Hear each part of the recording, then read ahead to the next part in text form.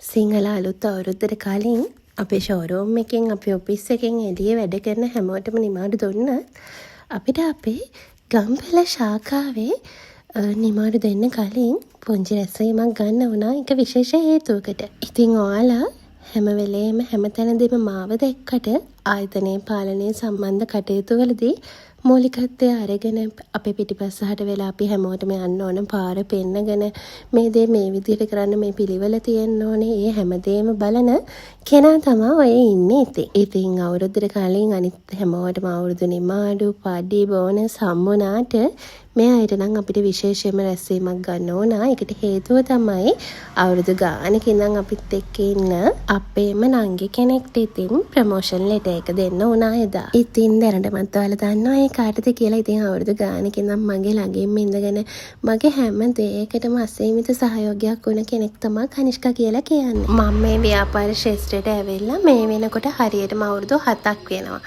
ඉතින් ඒ අවුරුදු 7න් අවුරුදු 5ක් එක දිගට එයා මගෙත් එක්ක ඉන්නවා.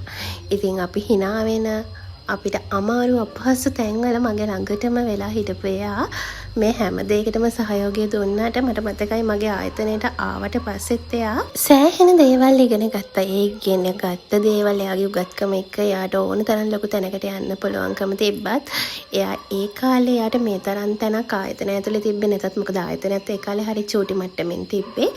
එයා හැමදාම මගේ ළඟ හිටියා. ඉතින් කියනවා නම් කියන්න ගොඩක් දේවල් තියෙනවා. ඉතින් ඇස්වල කඳුළු පුරවගෙන මම දීපු ප්‍රොමෝෂන් එකක් ගැන තමයි ඉතින් ඔයාලට මේ කිව්වේ. ඉතින් මේ ලැබුණු ප්‍රොමෝෂන් එකට කනිෂ්කට අපිත් හදවතින්ම සුබ පතනවා.